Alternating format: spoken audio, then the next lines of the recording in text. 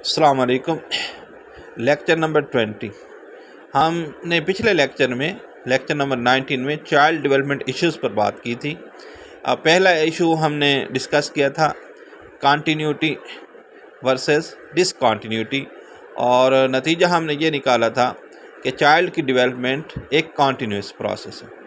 آج ہم دوسرا ایشو ڈسکس کریں گے اس لیکچر میں، وہ ہے nature versus nurture. Nature means heredity یعنی وراثتی۔ کچھ لوگ کا ماننا ہے کہ ڈیولپمنٹ پر جینس کا بڑا گہرا اثر ہوتا ہے۔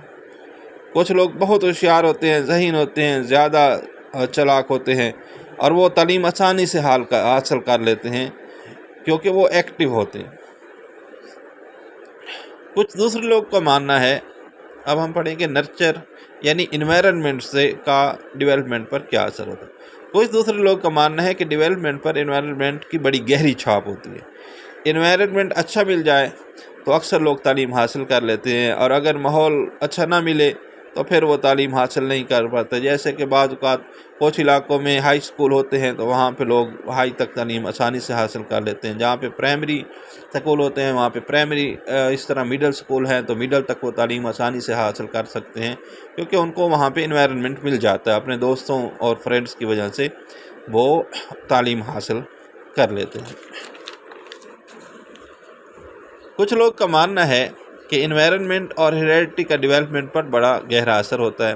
ہم یہ نہیں یقین کے ساتھ کہہ سکتے کہ نیچر یعنی ہیریڈیٹی کا رول زیادہ ہے یا نرچر کا رول زیادہ۔ البتہ ہم یہ کہہ سکتے ہیں کہ بعض سٹیجز میں نیچر کا رول زیادہ ہوتا ہے اور بعض سٹیجز میں نرچر یعنی انوائرنمنٹ کا رول زیادہ ہوتا ہے۔ سائیکالوجسٹ اس کا کنکلوژن ہے کہ سائیکالوجسٹ اس مسئلے کو ابھی تک حل نہیں کر پائے کہ ڈیولپمنٹ میں کس کا رول زیادہ ہے، انوائرنمنٹ کا زیادہ ہے یا ہیریڈیٹی کا زیادہ ہے، اور مستقبل قریب میں بھی کوئی ایسا نہیں لگتا کہ یہ مسئلہ حل ہو جائے۔ یہ آج ہم نے دوسرا مسئلہ یعنی nature versus nurture lecture number 20 میں پڑھ لیا ہے۔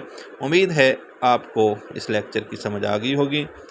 اگلے لیکچر میں پھر ملیں گے۔ اللہ حافظ۔